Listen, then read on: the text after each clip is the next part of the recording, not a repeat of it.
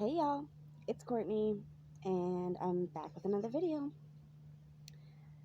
So I uploaded a video of me bathing my gerbil last night.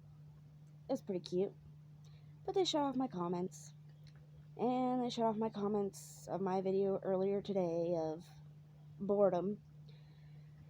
So anyways, I had made some comments. I don't know that anybody took them seriously. I hope not, because they weren't serious. I was just making I'm really bad about making jokes or making light of situations because it's always helped me um, cope with things. So, like my mental health, my addiction, um, me being a little more on the chubby side now when I've never been chubby before. I make jokes of all those things because sometimes if you don't laugh, you might just cry. You know what I mean? I mean, I'm not going to cry about being a little more chubby, but in situations like this where, things are really stressful, sometimes you just got to laugh at the situation to keep yourself from being upset about it. Or at least keep the mood a little bit lighter. So, I had made a few jokes because I live in West Virginia, and West Virginia was like days and days after the 49th state had confirmed their first case of coronavirus. Um, it was like days before West Virginia finally had a case, which was on um, Wednesday morning, I believe, late Tuesday night, early Wednesday morning is when we had our first case. It's in the Eastern Panhandle, so not close to me, but we all know that there's cases out and walking around right now everywhere in the United States. But I had made a joke that you can't kill hillbillies first. Um, I said that, you know, sometimes it's not so bad being picked last. Um, I just made quite a few jokes about, us being the one and only state still standing with no coronavirus um, confirmed cases. And the more I kind of looked into it, the more concerning it's really become on why we didn't have any confirmed cases for so long. It's not because, Donald Trump kind of used West Virginia as an example. It's kind of like a bright light in the darkness. Like we were doing something special or something special was happening here to where we weren't catching it. And that's another joke that I made that, a lot of West Virginians have dirty, jobs, coal miners. My husband's a painter. My dad's an asbestos worker. Um, West Virginians work hard. Um, and that's concerning too because coal miners have a lot of lung issues. Asbestos workers have a lot of lung issues. Painters, where do you think white lung comes from? My dad has sarcoidosis, where your lungs slowly fill up with tumors. He has 50% of his lung left. Now, if he were to get this, he wouldn't make it through. Um, there are 220,000 people in our country that have life-threatening diseases that are under 60 years old. And then we have another 800,000 elderly people in West Virginia. There's only 1.8 million people in the entirety of West Virginia, right? And over 1 million of those people are at high risk. Anyways, so to get to the point, the reason why we had not had any confirmed cases in West Virginia was because we were not doing tests until just a few days ago. They had only done like 40 tests up until I think 3 days ago.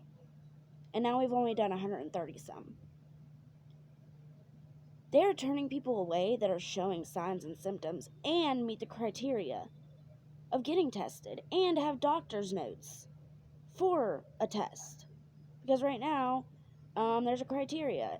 One of them is that you have to have a doctor's note because they have a feeling that that might be what it is. Rudy, come on. Because they have, a feeling that that might be what you have. But also the criteria is either A, you have to be over 65 and test negative for other strains of the flu, or you have to be, or you have to have like a life-threatening illness or an underlying illness that could make coronavirus a lot worse for you. And I've heard cases of like a 73-year-old man, and his doctor told this story, so that doctor has no reason to lie.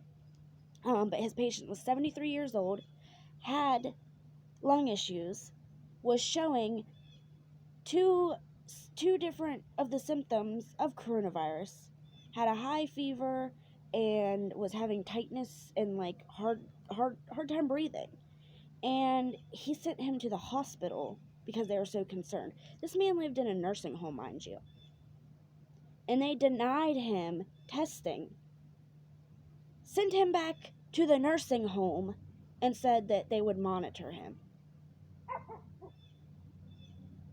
That's fucking scary.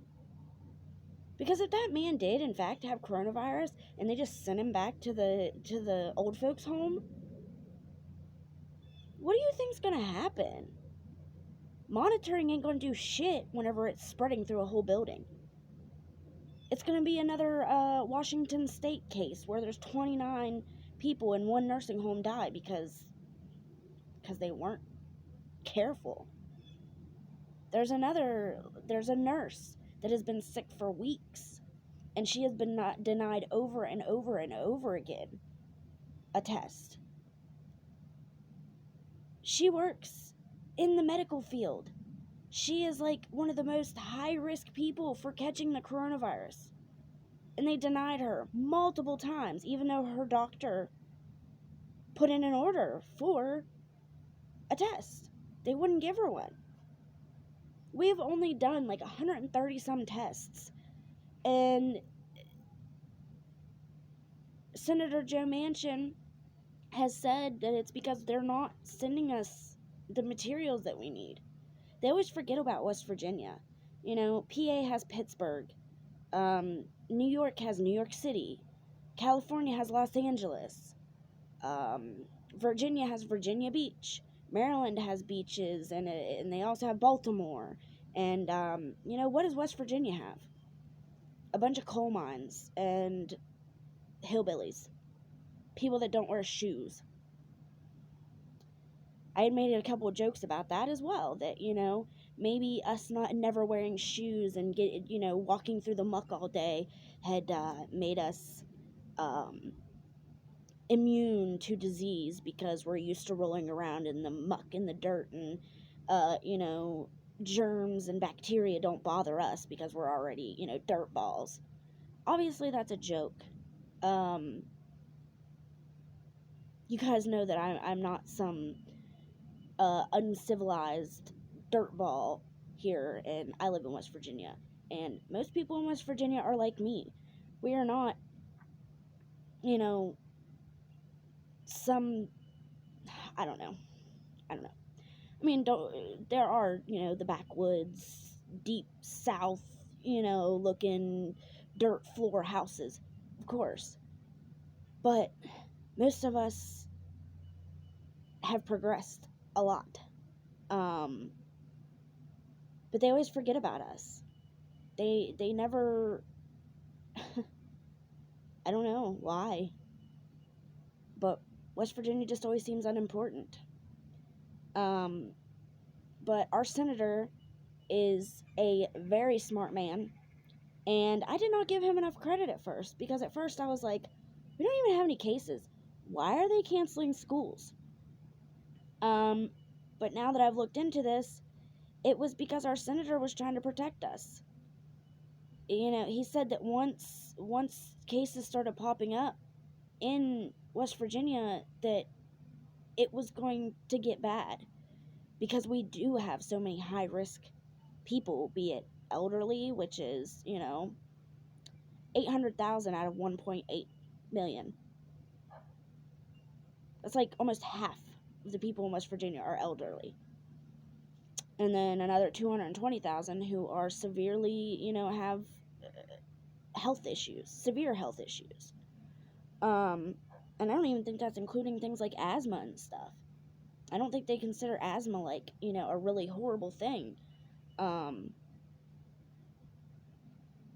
Because whenever I was a kid, they diagnosed me with asthma. I don't really think that I have it. I think maybe I was just had allergies or something at that point, because I've never really had a lot of breathing issues. But, if they consider that high, you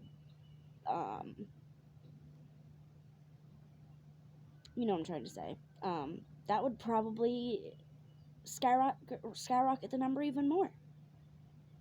But yeah, Joe Manchin was just trying to protect us, because he knew that they were not sending us enough supplies. He knew that they were denying everybody of tests. He knew that they were not doing any tests, hardly at all, that there was only 30 or 40 tests being done all the way up until 3 days ago.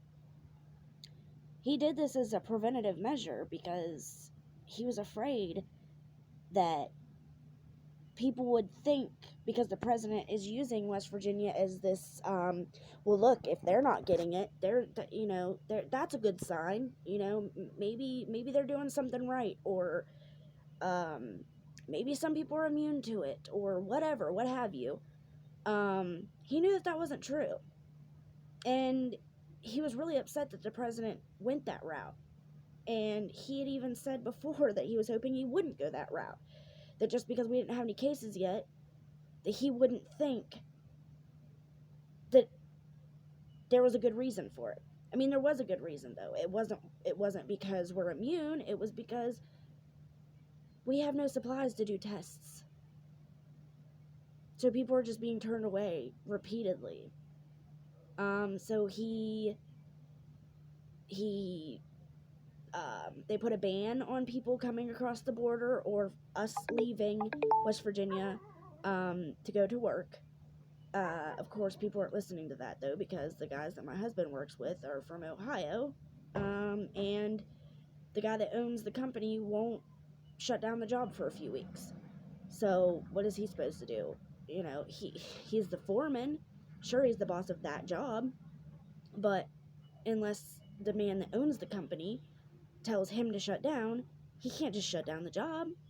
He'll get laid off and, basically be fired. So people aren't even listening to that. I hope that most people are, but I just know that there are people that are traveling in and out of West Virginia every day to go to work, or coming into West Virginia to go to work, which is not supposed to be happening, but people aren't going to listen to that, unless everybody is ordered off work for a few weeks. They're not going to get people to just stop working unless they have to.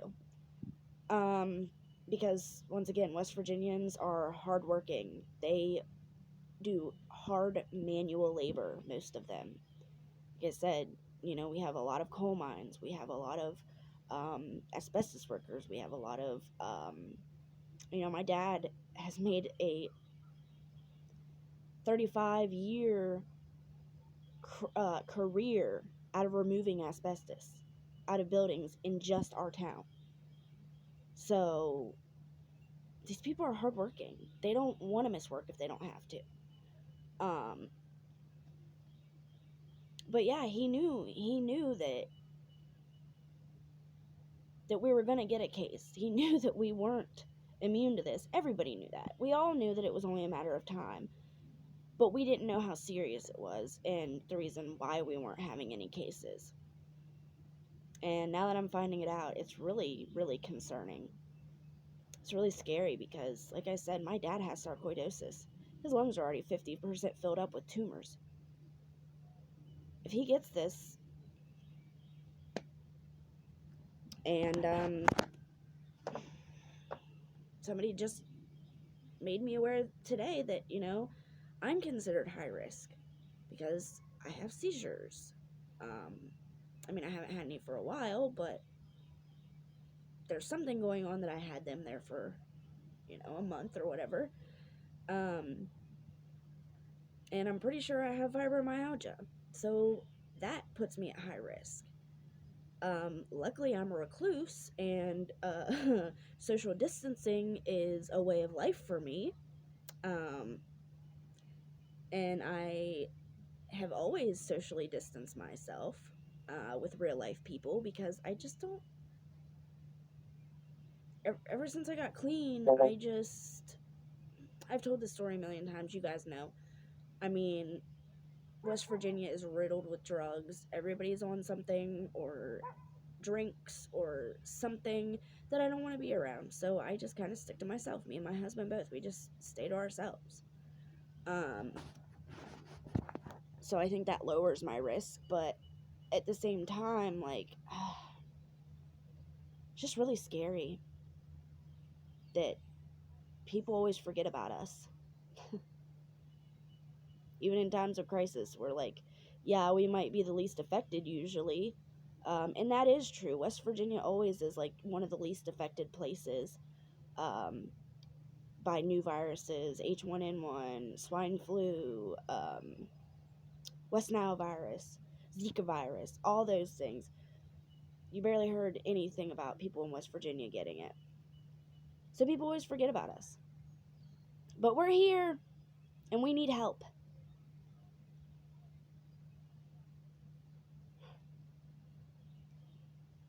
I don't know. I'm blessed that, I can even sit outside right now. That is one of the benefits living in West Virginia is because, we're not in a city and I'm able to get outside and take my kids outside to play, even though, we're supposed to be socially distancing because, our houses aren't right on top of each other and there's woods right behind me. I could take them down, even if there was a bunch of people outside, I could take them down into the woods and let them run around and nobody's there. So in ways we're lucky, but in other ways, we're not so lucky because we get forgotten about a lot. So, I don't know. It's just really concerning, and I just wanted to clarify my statements that I made, or my jokes that I made. It wasn't really a statement, it was more like a hee-hee joke. But for anybody that thought I was serious, it's this is not a joke. Especially when you really start looking into why we haven't had that many cases. They're here. They're just not confirmed because they won't do a test on these people. So, hats off to Senator Joe Manchin. You did a good job. You took a lot of preventative measures to keep our families and our children safe. And I think you're a smart man, and I think that you did the right thing. Even though nobody understood in the beginning, I get it. And I think you did a good thing. So, anyways, everybody out there, I hope that you're staying safe. I hope that you're staying healthy. I hope that you're enjoying this slowdown period where, life is slowing down. The neighbors' kids are playing at our house, and, they're actually playing instead of just sitting in the house all day. So, alright, guys, I love y'all very much, and I hope y'all have an awesome day. Bye.